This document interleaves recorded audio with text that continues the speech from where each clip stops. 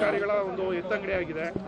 ನೋಡಿ, ಕರಾವಳಿಯಲ್ಲಿ ನಡೀತಾ ಇರ್ತಕ್ಕಂಥ ಘಟನಾವಳಿಗಳ ಬಗ್ಗೆ ಸರ್ಕಾರ ಭಾಳ ಗಂಭೀರವಾಗಿ ತೆಗೆದುಕೊಂಡಿದೆ. ಯಾರೇನೇ ಹೇಳಿದರೂ ಕೂಡ ನಾವು ಇದನ್ನು ಸಹಿಸೋದಿಲ್ಲ. ಆ ಭಾಗದಲ್ಲಿ ಶಾಂತಿ ಇರಬೇಕು. ದಕ್ಷಿಣ ಕನ್ನಡ ಜಿಲ್ಲೆ ರಾಜ್ಯಕ್ಕೆ ಬಹಳ ಮುಖ್ಯವಾಗಿ ಇರ್ತಕ್ಕಂಥ, ಅದು ಆರ್ಥಿಕವಾಗಿ ಆಗಿರ್ಬೋದು, ಶೈಕ್ಷಣಿಕವಾಗಿರ್ಬೋದು, ಅದು ಒಂದು ಮಾದರಿಯಾಗಿರ್ತಕ್ಕಂಥ ಜಿಲ್ಲೆ ದಕ್ಷಿಣ ಕನ್ನಡ ಜಿಲ್ಲೆ. ಮಂಗಳೂರು ಇರ್ಬೋದು ಅಥವಾ ಉಡುಪಿ ಇರ್ಬೋದು, ಆ ಭಾಗದಲ್ಲಿ ಶಾಂತಿ ಇರಬೇಕು. ಯಾರು ಶಾಂತಿಯನ್ನು ಕದಡೋದಕ್ಕೆ ಪ್ರಯತ್ನ ಮಾಡ್ತಿದ್ದಾರೆ ಅವರನ್ನು ನಾವು ಬಿಡೋದಿಲ್ಲ, ಯಾವುದೇ ಕಾರಣಕ್ಕೂ ಕೂಡ ಬಿಡೋದಿಲ್ಲ.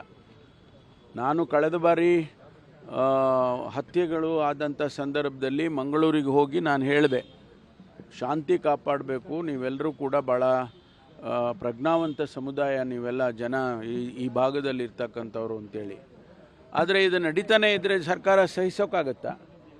ಇದನ್ನು ನಾವು ಯಾವ ಕಾರಣಕ್ಕೂ ಸಹಿಸೋದಿಲ್ಲ.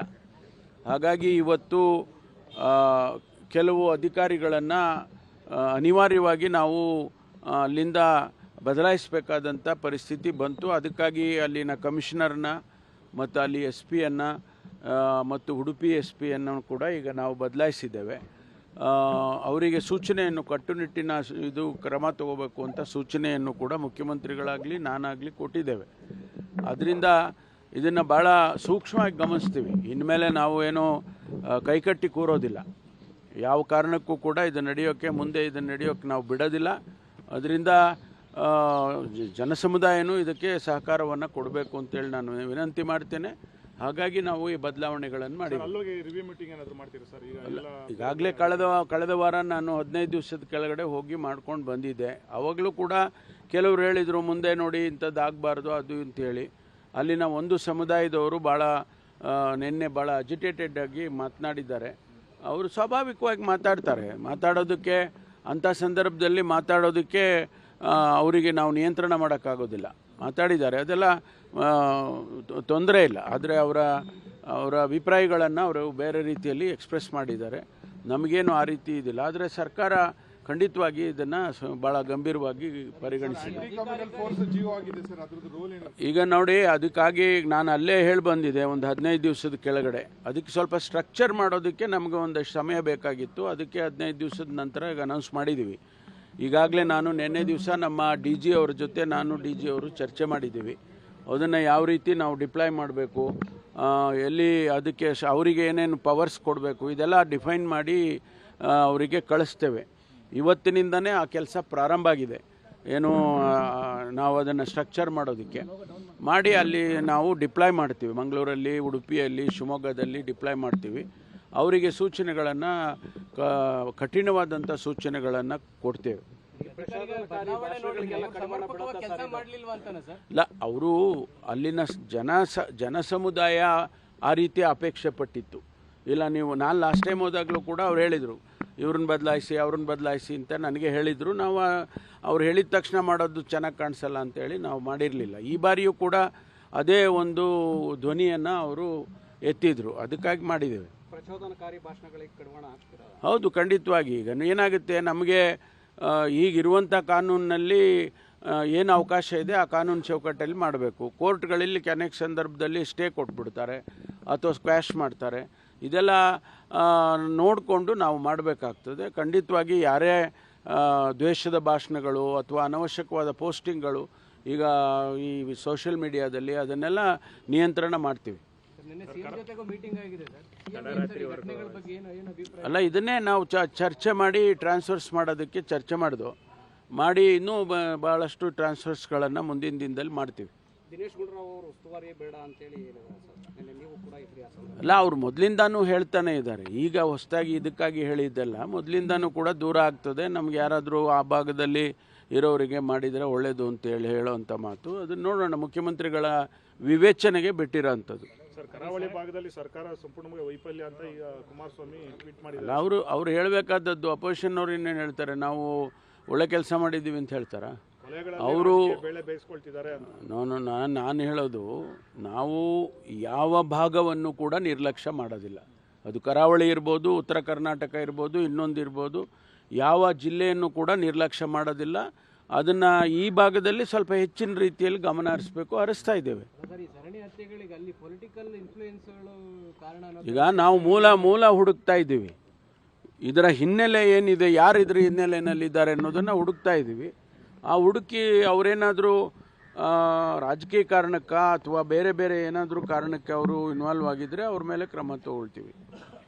Thank you. ಸಿಎಂ ಅವರು ಬಿ ಕೆ ಹರಿಪ್ರಸಾದ್ ಅವರು ಭೇಟಿ ಮಾಡಿದ್ದಾರೆ. ರಾಜಕೀಯವಾಗಿ ನೋಡಿ, ಅವರು ಈಗ ಮುಖ್ಯಮಂತ್ರಿಗಳು ಯಾರದಾದ್ರೂ ಒಬ್ಬ ಮುಖಂಡರ ಮನೆಗೆ ಹೋದರೆ ಅದಕ್ಕೆ ಸ್ವಾಭಾವಿಕವಾಗಿ ಕಿವಿ, ಮೂಗು, ಕಣ್ಣು ಎಲ್ಲ ಸೇರಿಸ್ತೀರ ನೀವು ಅದರಲ್ಲಿ ಎಕ್ಸ್ಪರ್ಟ್ಸ್ಗಳಿದ್ದೀರಾ ನೀವು.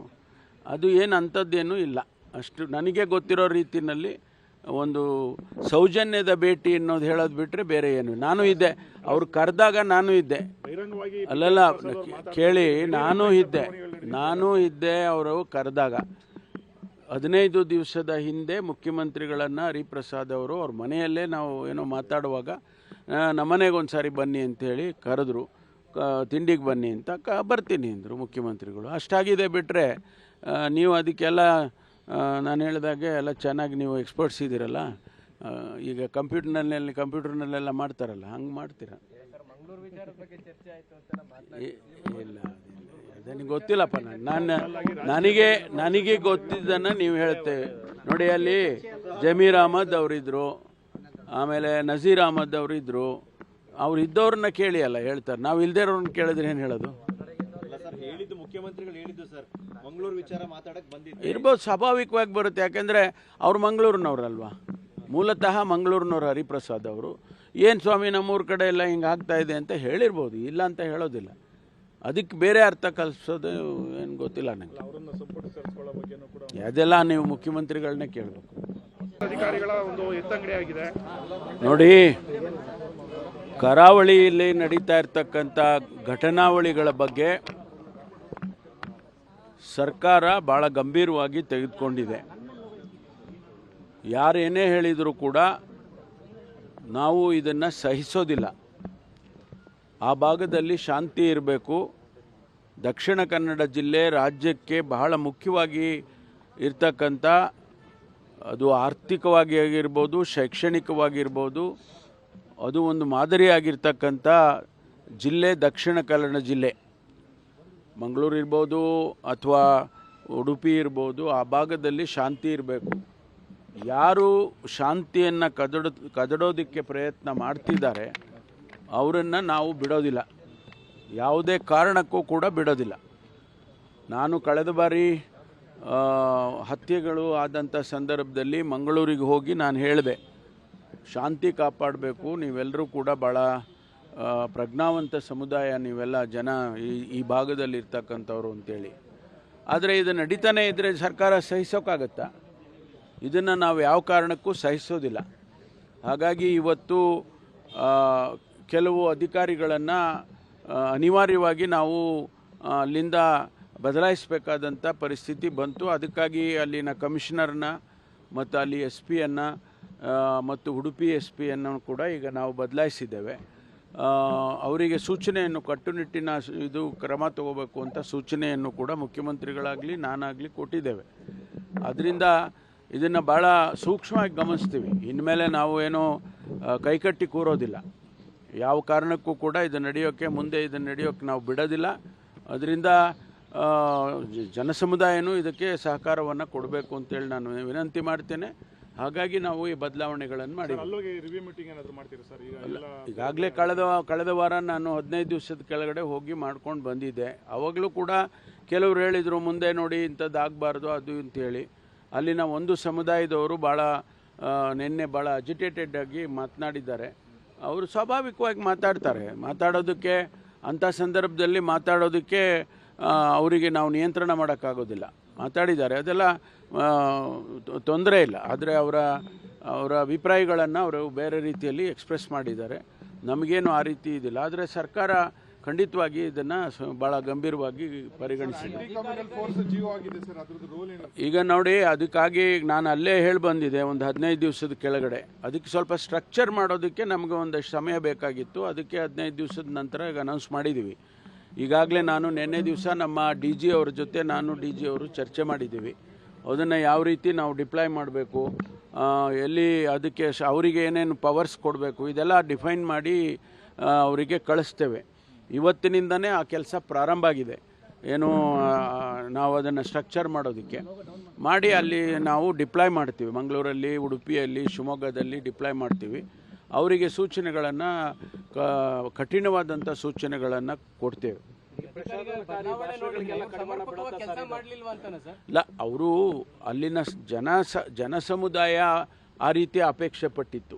ಇಲ್ಲ, ನಾನು ಲಾಸ್ಟ್ ಟೈಮ್ ಹೋದಾಗಲೂ ಕೂಡ ಅವ್ರು ಹೇಳಿದರು ಇವ್ರನ್ನ ಬದಲಾಯಿಸಿ ಅವ್ರನ್ನ ಬದಲಾಯಿಸಿ ಅಂತ ನನಗೆ ಹೇಳಿದರು. ನಾವು ಅವ್ರು ಹೇಳಿದ ತಕ್ಷಣ ಮಾಡೋದು ಚೆನ್ನಾಗಿ ಕಾಣಿಸಲ್ಲ ಅಂತೇಳಿ ನಾವು ಮಾಡಿರಲಿಲ್ಲ. ಈ ಬಾರಿಯೂ ಕೂಡ ಅದೇ ಒಂದು ಧ್ವನಿಯನ್ನು ಅವರು ಎತ್ತಿದ್ರು. ಅದಕ್ಕಾಗಿ ಮಾಡಿದ್ದೇವೆ. ಪ್ರಚೋದನಕಾರಿ ಭಾಷಣಗಳಿಗೆ ಕಡಿವಾಣ ಹಾಕ್ತೀರಾ? ಹೌದು, ಖಂಡಿತವಾಗಿ. ಈಗ ಏನಾಗುತ್ತೆ, ನಮಗೆ ಈಗಿರುವಂಥ ಕಾನೂನಿನಲ್ಲಿ ಏನು ಅವಕಾಶ ಇದೆ ಆ ಕಾನೂನು ಚೌಕಟ್ಟಲ್ಲಿ ಮಾಡಬೇಕು. ಕೋರ್ಟ್ಗಳಲ್ಲಿ ಅನೇಕ ಸಂದರ್ಭದಲ್ಲಿ ಸ್ಟೇ ಕೊಟ್ಬಿಡ್ತಾರೆ ಅಥವಾ ಸ್ಕ್ವ್ಯಾಶ್ ಮಾಡ್ತಾರೆ.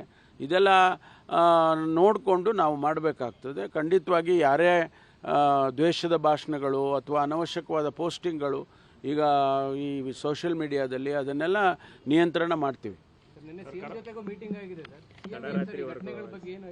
ಅಲ್ಲ, ಇದನ್ನೇ ನಾವು ಚರ್ಚೆ ಮಾಡಿ ಟ್ರಾನ್ಸ್ಫರ್ಸ್ ಮಾಡೋದಕ್ಕೆ ಚರ್ಚೆ ಮಾಡಿ ಇನ್ನೂ ಭಾಳಷ್ಟು ಟ್ರಾನ್ಸ್ಫರ್ಸ್ಗಳನ್ನು ಮುಂದಿನ ದಿನದಲ್ಲಿ ಮಾಡ್ತೀವಿ.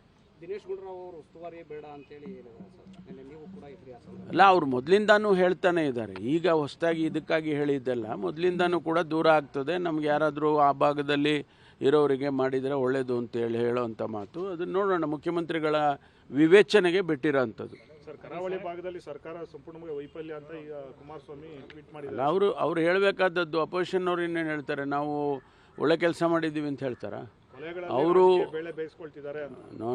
ನಾನು ಹೇಳೋದು, ನಾವು ಯಾವ ಭಾಗವನ್ನು ಕೂಡ ನಿರ್ಲಕ್ಷ್ಯ ಮಾಡೋದಿಲ್ಲ. ಅದು ಕರಾವಳಿ ಇರ್ಬೋದು, ಉತ್ತರ ಕರ್ನಾಟಕ ಇರ್ಬೋದು, ಇನ್ನೊಂದು ಇರ್ಬೋದು, ಯಾವ ಜಿಲ್ಲೆಯನ್ನು ಕೂಡ ನಿರ್ಲಕ್ಷ್ಯ ಮಾಡೋದಿಲ್ಲ. ಅದನ್ನು ಈ ಭಾಗದಲ್ಲಿ ಸ್ವಲ್ಪ ಹೆಚ್ಚಿನ ರೀತಿಯಲ್ಲಿ ಗಮನ ಹರಿಸ್ತಾ ಇದ್ದೇವೆ. ಈಗ ನಾವು ಮೂಲ ಹುಡುಕ್ತಾ ಇದ್ದೀವಿ. ಇದರ ಹಿನ್ನೆಲೆ ಏನಿದೆ, ಯಾರು ಇದ್ರ ಹಿನ್ನೆಲೆಯಲ್ಲಿದ್ದಾರೆ ಅನ್ನೋದನ್ನು ಹುಡುಕ್ತಾ ಇದ್ದೀವಿ.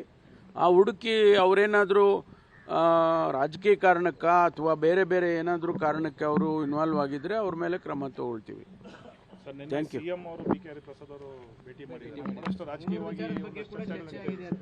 ನೋಡಿ, ಅವರು ಈಗ ಮುಖ್ಯಮಂತ್ರಿಗಳು ಯಾರದಾದ್ರೂ ಒಬ್ಬ ಮುಖಂಡರ ಮನೆಗೆ ಹೋದರೆ ಅದಕ್ಕೆ ಸ್ವಾಭಾವಿಕವಾಗಿ ಕಿವಿ, ಮೂಗು, ಕಣ್ಣು ಎಲ್ಲ ಸೇರಿಸ್ತೀರಾ ನೀವು ಅದರಲ್ಲಿ ಎಕ್ಸ್ಪರ್ಟ್ಸ್ಗಳಿದ್ದೀರಾ ನೀವು. ಅದು ಏನು ಅಂಥದ್ದೇನೂ ಇಲ್ಲ. ಅಷ್ಟು ನನಗೆ ಗೊತ್ತಿರೋ ರೀತಿಯಲ್ಲಿ ಒಂದು ಸೌಜನ್ಯದ ಭೇಟಿ ಅನ್ನೋದು ಹೇಳೋದು ಬಿಟ್ಟರೆ ಬೇರೆ ಏನು. ನಾನು ಇದ್ದೆ, ಅವ್ರು ಕರೆದಾಗ ನಾನು ಇದ್ದೆ. ಅಲ್ಲಲ್ಲ, ಕೇಳಿ, ನಾನು ಇದ್ದೆ ಅವರು ಕರೆದಾಗ.